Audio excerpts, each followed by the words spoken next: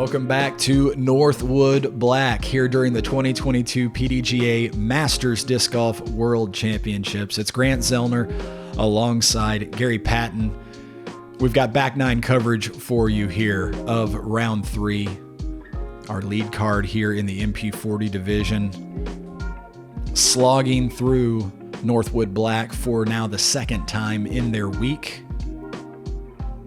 That guy likes the slog. He lives in the slog. He lives for the slog. So does this guy, Martin Hendel, with, was it 5 birdies in the opening 9? 4 down through the front 9. He had a bogey in there too, but excellent start. There you get a look at a lot of green on Martin Hendel's scorecard. Alan Wagner went into the round with the lead. He's given that lead back. Joe Rovere, a good showing thus far here in round number 3, and we come out of the woods for just a couple of holes here. A nice little reprieve, get some fresh air, starting with this, the 10th at 400 feet, a straight ahead par 3. Yeah, it's just right there in front of you. I always make jokes in my car saying you could drive a semi through the middle gap just to give them false hope, you know. I mean, technically you could, but a semi is really not that big. And you'd have to, wind it through there. I would imagine we'd see at least one roller on the card, but not from Joe. Going with the air shot, catches a few branches there, but back out at least into the open. Yeah, and the side he left on, there's a big tree blocking the right side upshot from the tee, but he left himself with a hyzer angle. No doubt we're going to see a roller here from Martin.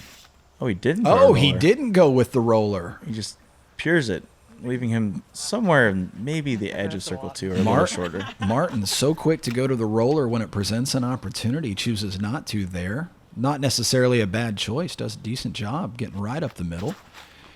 Here's MJ. Just a little low, but all the players so far are making the gap. And now Allen. I don't think he's rolling, so... Oh, he is rolling. I took it back too soon. Both of our players crossing us up, fooling us with their decisions off the tee here. Allen, though, unfortunate to catch that tree, so he'll have 230 feet to go yet. You can kind of see now the branch on the right there is blocking that higher hyzer of the easy shot, so he pulls it into the ground trying to avoid it and leaves it a little short. Yeah, still short of the circle there. Here's MJ with the upshot. And see, perfect action into use there after I talked about the branch being in the way. He had a wide open hyzer and was able to capitalize. Here's Joe now, still 130 feet from the basket. Leaves a little meat on the bone there. He sure does. He's also right about circle's edge. I think maybe playing in the woods, the hard pan, the roots, not a lot of grass. Now you're out here into the open, and you're not getting the ground play that you've been accustomed to for the opening 9. I love the soft run from Martin here because this green does run away. The basket's obviously elevated, and there's a hump behind it, but after that moment, it slopes down. Allen from 39 feet up and in, needed that badly. Has been off to a rough start here thus far in round 3. And he still made a lot of nice putts to this point, so this course is just being rude to him. Here's Joe from 34 feet. Just a little bit short. That's Joe's common miss. He's rarely off to the left or the right. If he's going to miss, it's usually going to be high or low. As MJ taps in, Martin looks to putt next.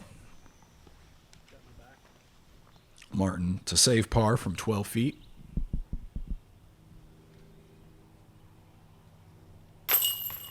And does so just a shade outside of what I would call tap-in range. Does a nice job there. As Joe taps in his unfortunate bogey.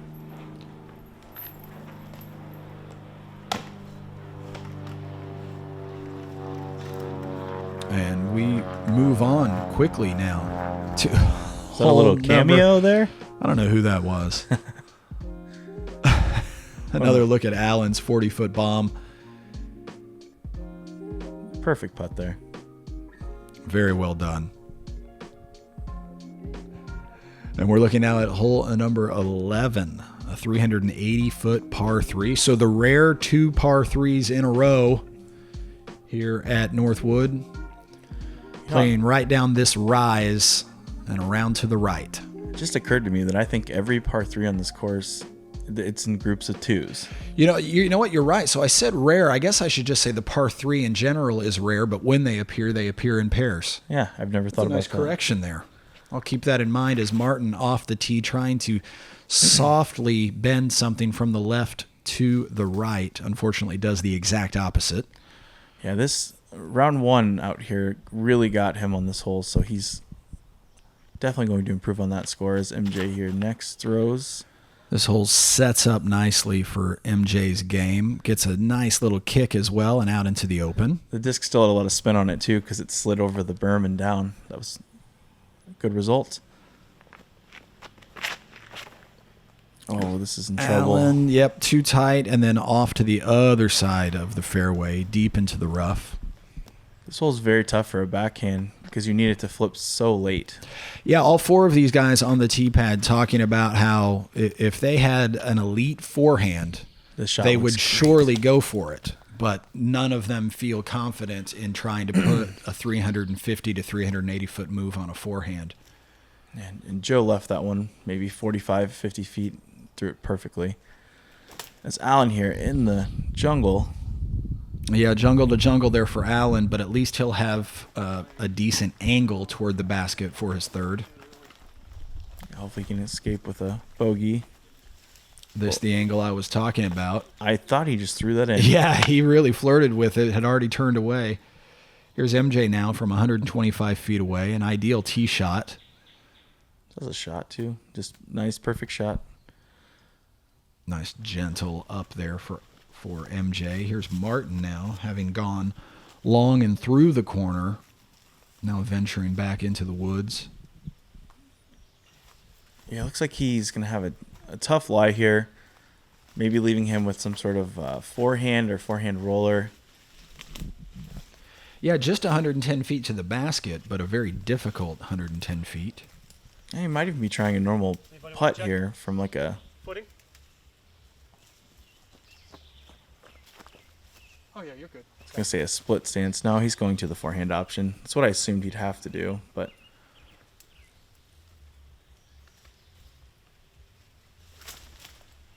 Oh, that's a lot of angle on it. Yeah, it catches the edge too. Not quite what he was going for there. He's going to have a chance, but it's definitely going to be a hairy one. So now to Joe from 60 feet, just inside the edge of circle 2. I wonder if he actually was considering the forehand putt there instead of just a hyzer angle putt.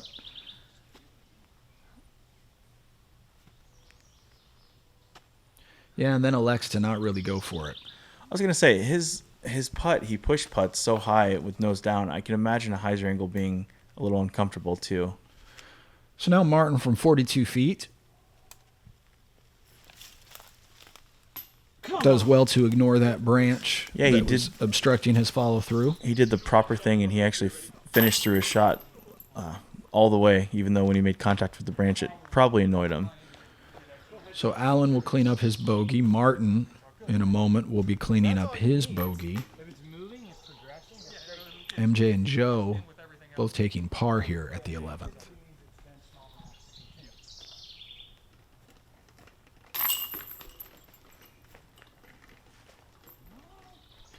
Yeah, so I think last time we had a player on the card take a triple. I think Martin did, actually. So to come out with a single bogey at worst, it's not the end of the world. Especially coming up to the next hole, which is going to really test their mental fortitude. Yep. We get a look now at the infamous 12th here at Northwood Black. A 1,050-foot par 5. The drone speeding up here to get us through the early part of this hole as we make it to the first corner, really the main corner there, and then over the creek to a secondary landing zone just here. The next feature, this steep uphill to a bit of a plateau, and then the long tunnel into the basket. Lots of different intermediate targets for players to choose from. Yeah, it's about 400 feet to the short pad, and then about 700 feet of a straight up and down tunnel. Well, just mainly up. That's right. You may be able to see the short pad here as these discs come to the ground. So know that that took nearly 400 feet of distance just to get there. MJ off the tee first. Yeah, he's about 80 feet behind the short pad. He just hyzered out a little early. Here's Joe now.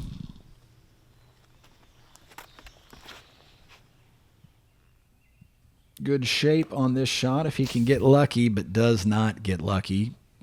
Deflects there off to the right side. There's the short tee pad we were referencing. Yeah, and the short is still 50 feet from the basket. About that, yes, that's correct. Here's Martin.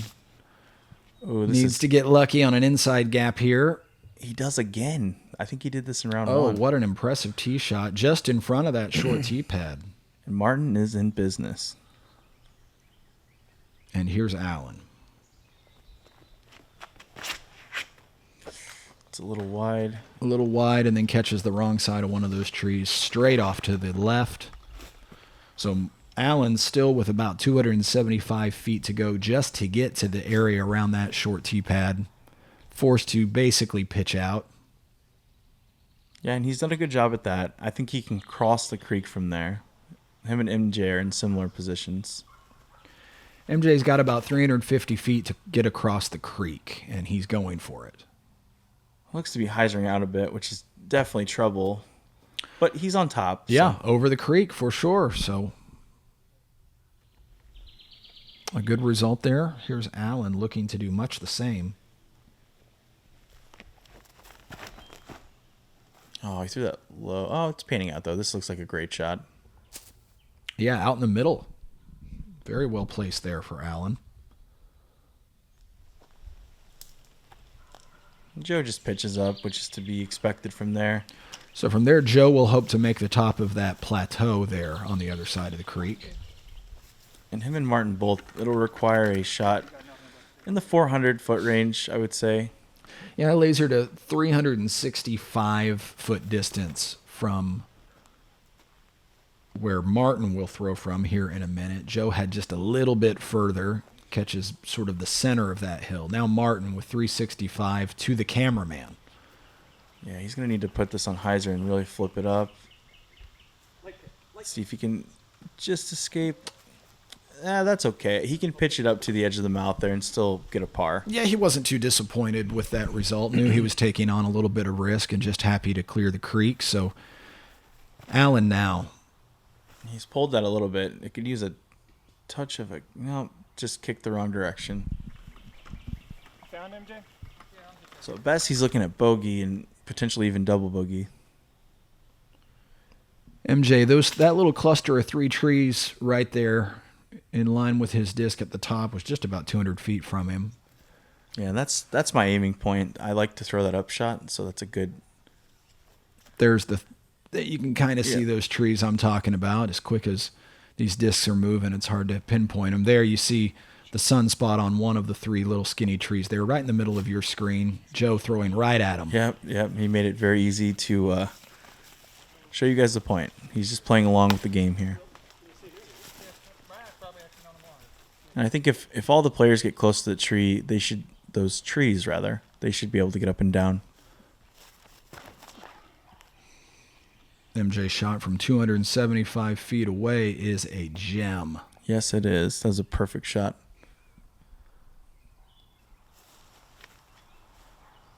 Now Martin looking at about 270 feet. Needs to hold on, and it does. Pops up. Leaves it a little short, but he still has a realistic chance at getting a par, which is huge strokes on the field. Here's Joe from 260. And he looks like he might throw it in. Oh, boy, that was close. I think that may have nicked the basket as it went by. And he was paid with a great tree kick at the end, too, to leave him right there. And you see, Allen was actually a little closer, but he's looking like he's just accepting it here. And no, going through the tight gap. Not able to get a lot of air under that disc. Nevertheless, taking on the challenge, putting himself now about 88 feet short of the basket. I guess it was 90, so. Good guess. And once again, drawing metal, but not into the bottom of the basket. So he'll walk away with a double bogey, which his round's going rough, but I mean, he's doing a good job at fighting. And Martin here, he drops to a knee as it just trickles out on the right side. 50-foot effort. Not surprised to see him at least draw metal from there. Here's Joe now. 15 feet. Nice putt. And a bogey save here at the 12th. Feels like a par. Sometimes even feels a little bit better than that. I was going to say, the only time a bogey feels like a bogey on this hole is when the way Martin played the hole. Because he just left his upshot a little short there and had a great chance at par. MJ now cleaning up a par, a legit par that feels very much like a birdie. Yeah, I think that graphic could be green and I'd be okay with it. We won't tell. There's Martin with a single bogey as well. I can't even count the times on fingers and toes I've heard this referred to a par 6, so you see Martin's drive again, just getting a little bit lucky through the right side, but yeah, not the line he was intending to throw. Takes advantage of good fortune, as you have to do here at Northwood. The 13th, a 653-foot par 4. Up and over this tree stump here, which is only about 200 to 225 feet from the tee pad. Not really of any consequence. You need to get over sharply to the left by the end of your tee shot to open up the angle into this basket over the out-of-bounds pond. Yeah, and believe it or not, that stump you referred to actually gets in the way as MJ throws here. I guess what I meant is more so than usual, because a player's typical, as that just takes a great kick out to the middle, a player's typical error is to throw a little low when you're trying to hit a tight gap. So that stump is very strategically placed. As Joe throws a nice overstable disc here, this shot looks fantastic.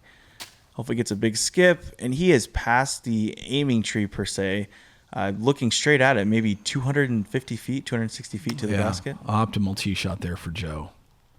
Here's Martin. That shot looks fine. Maybe a little inside, but no, he's perfect as well. I have some awkward footing back there, but should be able to see the basket. He'll be left with 300 feet or so. Now Allen taking out a little bit of frustration. This shot looks ideal, similar to Joe's. Oh, yes, indeed. Right between Martin and Joe there.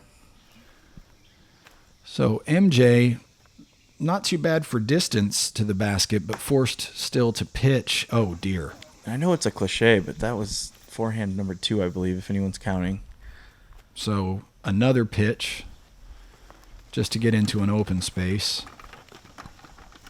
MJ will be throwing 4 here in just a few moments. Meanwhile, Martin with his second. He's a little pinched, and it doesn't stop him. Oh, that's coming out early, though.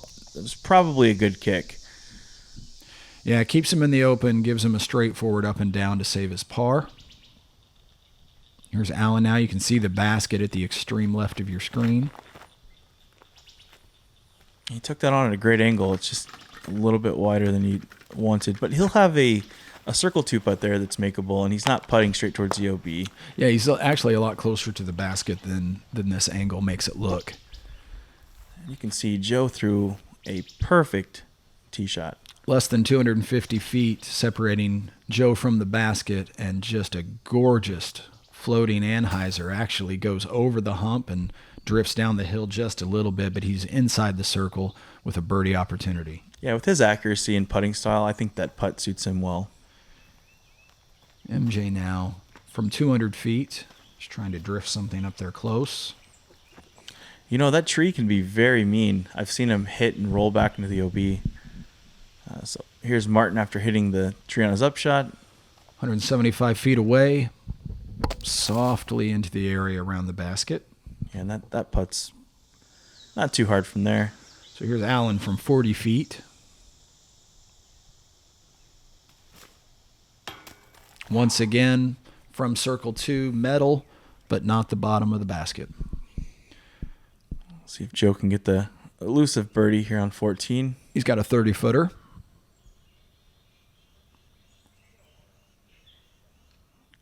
He's very focused here. Looking to put this one high up in the air, and he does so nicely. Big fist pump. Knows how big that was, picking up a stroke or more on the card. Yeah, this hole's interesting. It's not one where, I mean, the tee shot and the upshot it's about 50-50. You have to throw 2 great shots. MJ in from 21 feet below the basket. Salvaging a bogey here. See if Martin can walk away with a par.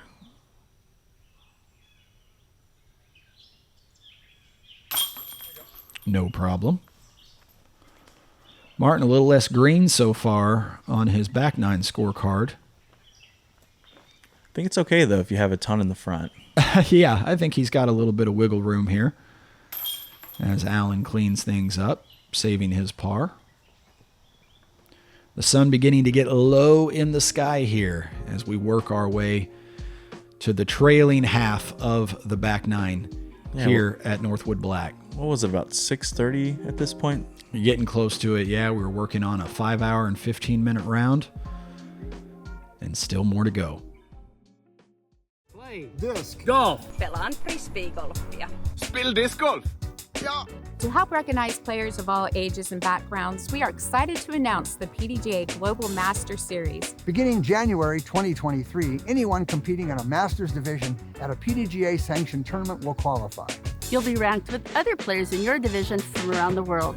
And the player with the 8 highest rated rounds will become a PDGA Global Master Series champion. Visit pdga.com/GMS.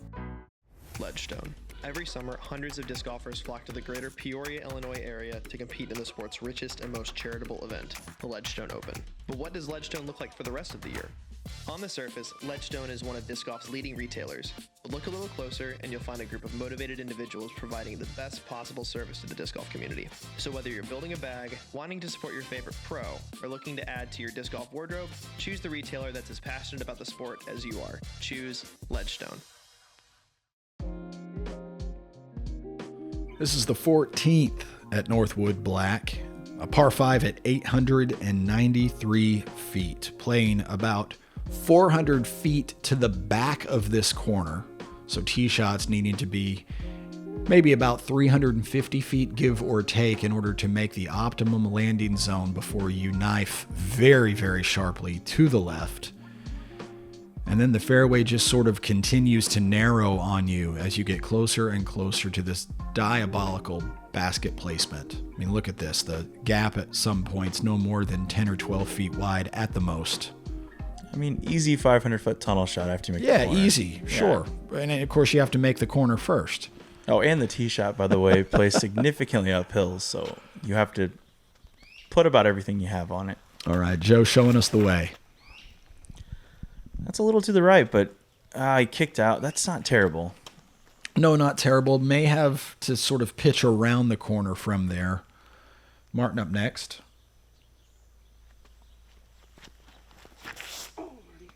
That's out of the hand early. You just kind of short arm that, and it slipped out. Alan up next. See if he can improve and mix the two of those last shots up and split the difference. This one has good height. If it's just late tree. I think he caught the same tree Joe did, actually. Just a much worse result because Joe's was a little more turned over. And finally, MJ. I noticed on the front 9 he threw the same green disc all the time, and the back 9 he threw the same pinkish purple disc the whole time so far. Right up the middle for MJ. Needs a little bit of distance. Oh, catches the late tree. All right, so nobody to the corner just yet. Martin having to play first. So the good thing about this hole, if you want to say good thing, even though if you get caught up early, you can still pitch to the ideal second pitch spot. So, I mean, Martin here being deep in the woods, maybe not. But you're not. It's not terrible to have to scramble on your second shot on this hole. Martin forced to just pitch out. Yeah, he wasn't quite to the spot where he can just get to the corner, but. So now he'll pitch up to the corner. And so if he wants to par this hole, he has to get to the corner. And, yeah, from there he's looking at... He threw that a little deep also to cut off the angle, but he's still 500 feet away from the pin. MJ now also looking at pitching up to and maybe a little bit around the corner. Yeah, it's so easy to push that shot long. Similar Northwood theme here is the preciseness of these angles, and Alan looks to be in the center of the fairway. Yeah, he looked long and hard at going up and over and cutting over the corner, but finally settles with the pitch. Now Joe able to get around the corner somewhat. Yeah, so he has a shot at a birdie here. So I would imagine Alan's just trying to chop this into two similar shots here. Yeah, at 530 feet away, going to go with the roller first. He's not looking to chop this into two shots. He's looking to have a very short up shot. Oh, that's an impressive roller. Maybe to 100 feet. Yeah, right about at 100, 105 feet away. That's a fantastic shot. There's Martin now with a tiny little gap to work with. I think that was already his fourth throw. So it was indeed. He was 500 feet from the basket, manages to chop off. That was a good way tree. More than half. Good tree, because he was about to go into the into Mother Earth's terribleness, if you will. The bowels. Here's MJ just trying to shape something and keep it in the middle, and does so true to form. Excellent. And now Joe from 425. See if he can get up there for some type of a look here. Man, he threw that so smooth. And that's going to hit the dirt, I think, and slide, yes. So he has a putt. Great little slide there. Okay, back to MJ now, looking at still 200 feet or so to the basket. And that is a fantastic shot, and he is done with the hole. Beautifully done. We'll tap in for par from there. There's Martin now. About 165 feet away from the hole. It's amazing. He took that favorable tree kick, and he's still in a very, very tough spot. Looking at an overhand roller. This looks good, though. It should curl. Oh, it took a weird deflection, but he's still right there. Yeah, 28 feet. And he did a good job to get past the guardian tree, so he has a straight look at it. Alan now from just over 100. Yeah, that roller to get to this point was fantastic. And Martin again from 28 feet.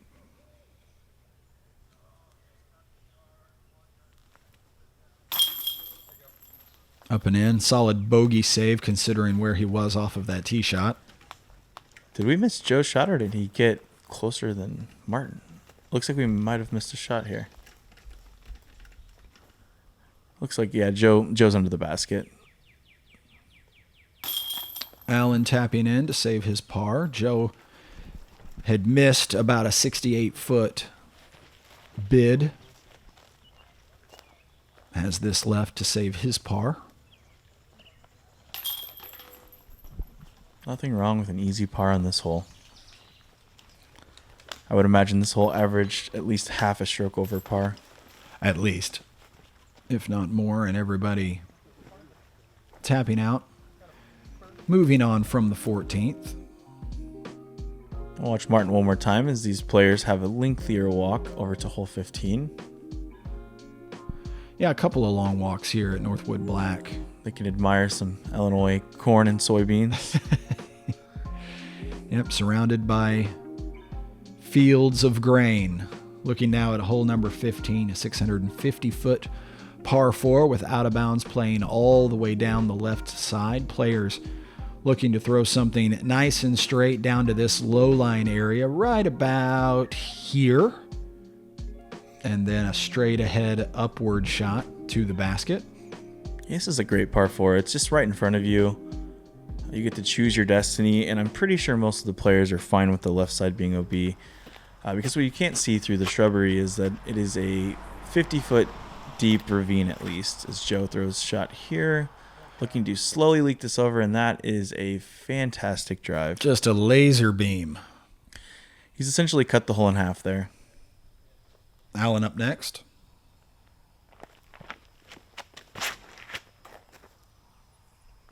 And I think Joe threw a mid-range, and Alan threw some type of fairway driver. And, yeah, he flew a little bit further. Just a little more distance on that. MJ playing third.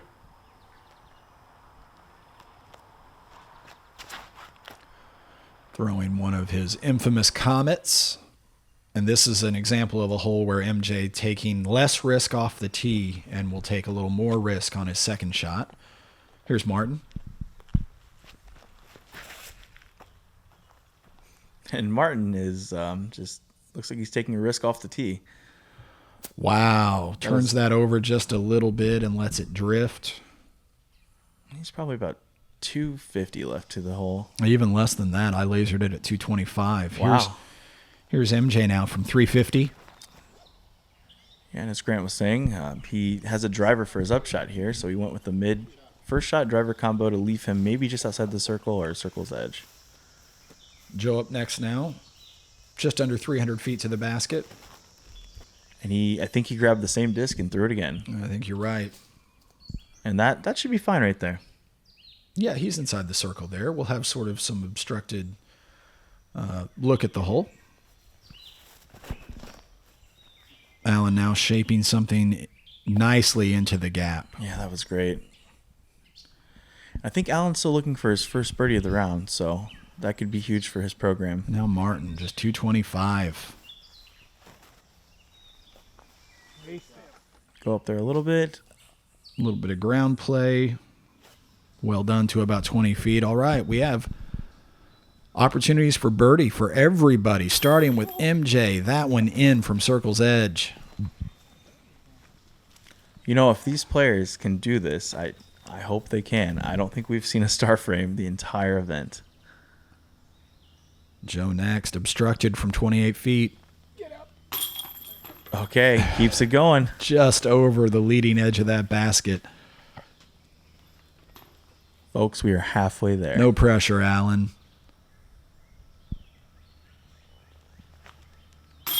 He does it. And now Martin from just 22 feet. Alan's excited. First birdie of the day. The weight of the world on Martin's shoulders. Can he complete the star frame?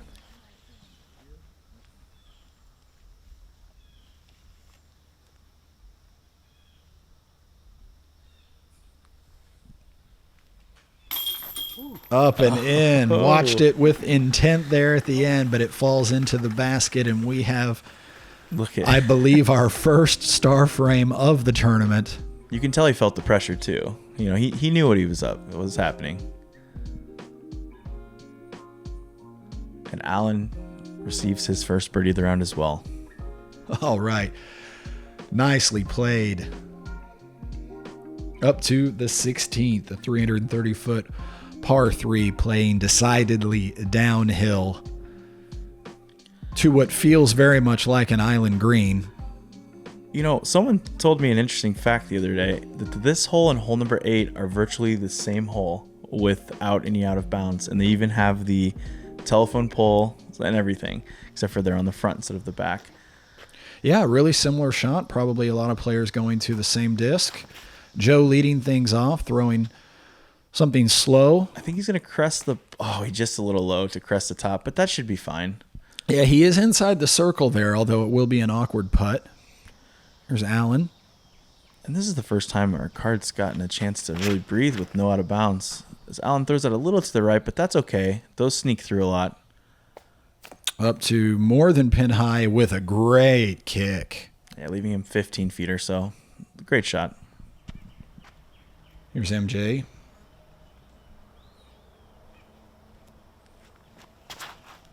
Floating a comet down the hill. Yeah, he's telling it to sit down. I know that feeling on this hole. And it does. Good amount of grass around this basket, unlike many of the other baskets here in the woods. Martin with all the pressure again to put this in putting range. Oh, and it looks like it's getting a little bit stable. And takes a tree kick. Tree kick, falls down there to the bottom. He'll be about 90 feet away from the basket. You know, now if he can somehow spin this in, he'd be putting a crazy amount of pressure on Joe. But I'm sure a par feels just fine for him after that result. Ooh! And I've not seen this footage, so he very well could have made that. I wasn't trying to foreshadow. Here's Joe from just outside the circle. Up and in. Another one. It's good to see these fall for him because I feel like yesterday he was dealing with a lot of tough nub outs. Yeah, nub outs. That's a good term. Let's copyright that. I see Double G's following the card too. Yeah. Garrett, Jessica. Taking in the action. Here's Alan. Alan just doubled his birdie count on the day.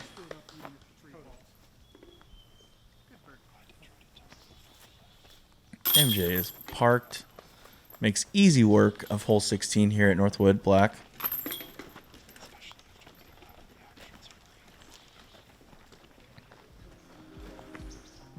So the card plays the 16th collectively in 3 under par. So that's 7 under through the last 2 holes. It's a good way to keep the energy levels up as we close in on a 5-hour round here at Northwood Black. The second to last hole, the 17th, 320 feet, a par 3 with out of bounds all the way down the left side. And once you get past the bridge over there on the right, the out of bounds starts as well. If you've watched this hole in the past, it was a island hole, and the right side was OB, similar to how the left is on the edge of the wood line, but they've since removed that. Joe first off the box. And this looks great. Yeah, he could do the MJ right now and just turn around. That shot's fantastic. Drifting just beyond the basket. Here's Alan. A little more direct here from Alan. Similar results. And that actually ran the basket quite well. Beautiful shot there from Alan. Now MJ.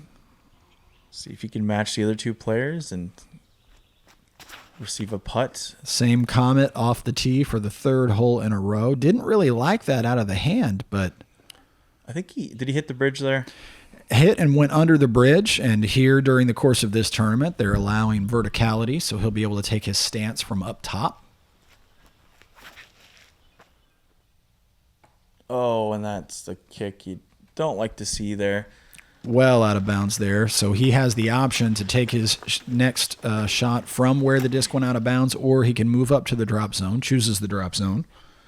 And I think in this situation, the drop zone is the ideal choice. 150 feet from here. Hopefully that sits down for him. That should be fine. No problem. Now Alan first to putt. And you can actually see the barbed wire fence off his right foot. I know it's hard to see as he makes his 3rd birdie in a row. A nice turkey to put the ship in the right direction.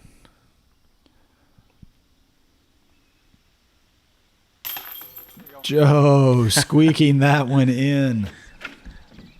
Sigh of relief, Joe with his own turkey here. It's fun to watch his reactions and his emotion that he carries throughout the round. And MJ's here trying to properly mark his disc. Determine what he's supposed to do. Likes this. As he yields to Martin. Martin just about 18 feet away. This is for his bogey after going out of bounds off the tree kick. And there it is. All right, settles for the bogey here at the 17th. Meanwhile, MJ with a 12-footer for birdie. Again, allowed to take his stance from on top of the bridge. I think Martin seemed a little amused by that too. We had a couple words with MJ. So Martin losing a couple of strokes to the rest of the card here at the 17th. Yeah, we were in a birdie drought. I think Joe got 14, but since hole 10, I don't think we've seen a birdie. And then in the last 3 holes, we've seen a lot. Finally to the 18th at 703 feet. This is a very challenging par 4. An obvious landing zone here in the sunshine off to your left, and then up the hill and over the crest of the hill, back to the right, before finally arriving at the basket. Yeah, that big angled tree that goes across the canopy of the fairway, about halfway down the last gap, is your true aim point on your second shot. You're really looking to get about a 400-foot tee shot, maybe a little less. A lot of players will throw a stable to slightly understable hyzer and let it pop up. As Joe pulls out a little bit, but he gets all the way down to the landing zone. Yeah, does a nice job to get down there. A little bit of fortune. He'll take it. Alan up next.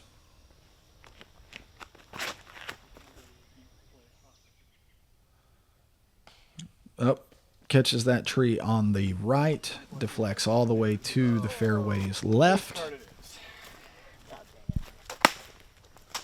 I would say this is one of the holes, too, where the drive is absolutely pivotal. It's not easy to scramble for your par in this hole.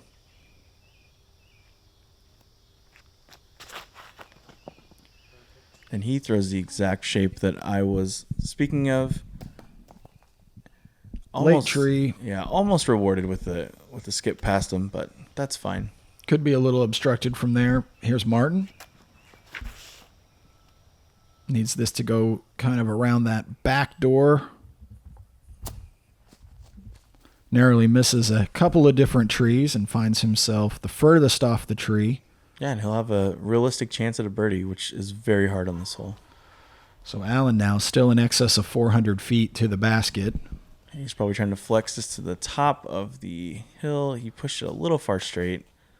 Yeah, doesn't get the ground play he was going for there either, so off into the rough to the left. Here's MJ now, just under 400 feet to the basket, trying to shape something up and over the crest of the hill. And it looked like with the disc selection there, he was conceding to the par. Yeah, not really going for it.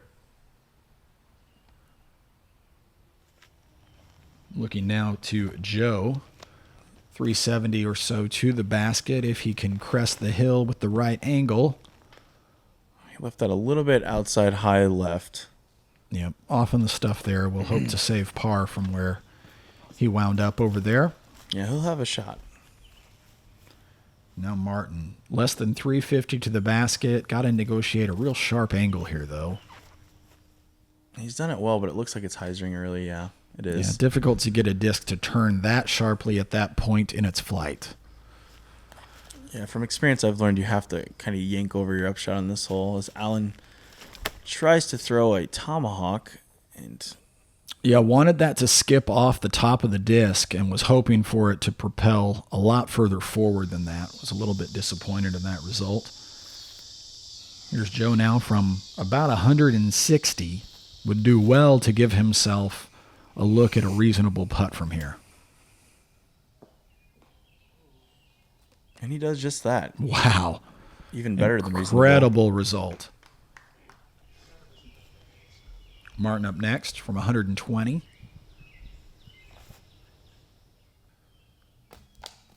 That's an easy par from Martin.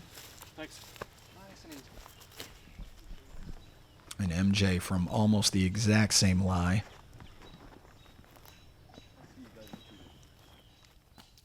Just off. So Allen now from 62. Looks very focused.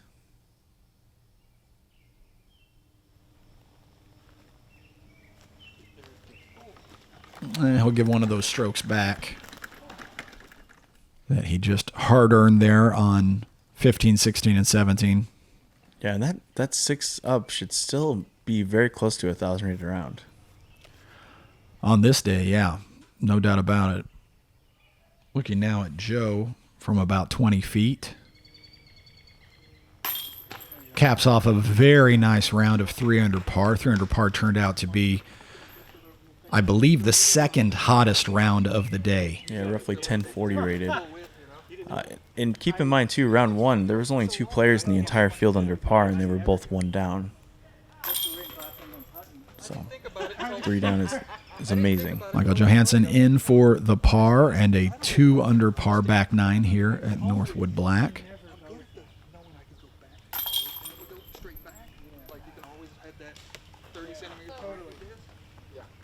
Allen taps in the bogey and Martin taps in the par. Martin very hot in the front 9, cooled off a lot on the back 9, but I believe will remain on the lead card here in the MP40 division heading into Friday's play. Yeah, Martin has shot dual 1 downs out here at Northwood Black. We'll get another look at Joe's tee shot, and we're going to hear from Joe.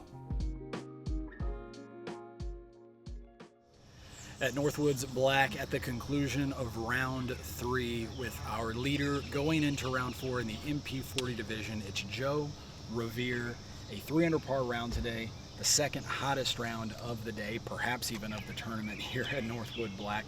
Talk about managing your frustrations and what it takes to shoot 3 down here. You know, any course in the world you play and you get 3 under and you feel good about it, or you don't feel good about it, here you feel amazing. I mean, every single birdie is so legit out here. So it's almost easier to not get frustrated when you take a bogey because everybody's going to bogey. You're going to bogey, and it just, you know, just like you're going to birdie, I feel like. So it's a little easier to manage frustrations just because you know it's coming. So when it comes, all right, you know, it was coming. You had 4 bogeys, not particularly unusual at this track. You had 7 birdies. That, I think, is unusual. What in your game was working that allowed you to make 7 birdies out of here?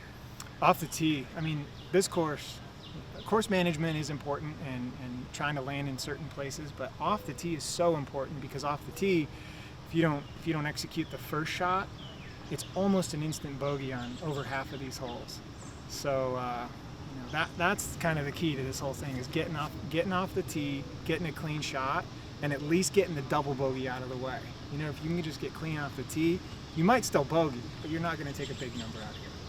Out here in the nature right now, you can probably hear the birds chirping and the bugs whistling and all of that sort of thing. Tomorrow, a little bit of a different challenge, though. We go back to the Eureka Temp course. You're going to take a 2-stroke lead back to that course. How does the game need to change when you go to that particular challenge?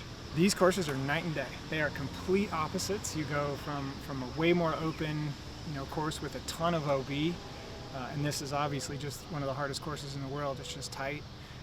So I'm going to switch my game up. I played it. It was my first time ever here.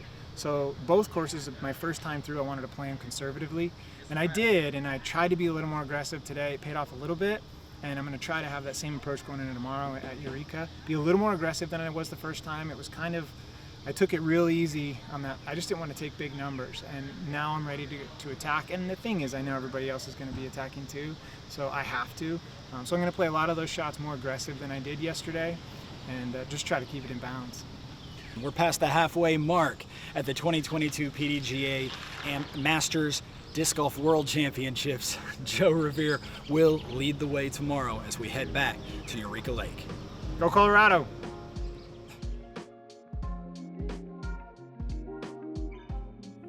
Getting a look now at our overall leaderboard here in the MP40 division. Joe taking a 2-stroke lead over Justin Bunnell. He shot the hot round today at Northwood Black at a 5 under par. Impressive. Martin Hendel remaining on the lead card, and Jimmy Martinez joining the party. Yeah, new face, and 5 down at this course is incredible. Absolutely remarkable. Make sure you like, follow, and subscribe to the PDGA's many social channels so that you don't miss a minute of the action here at the 2022 PDGA Masters Disc Golf World Championships.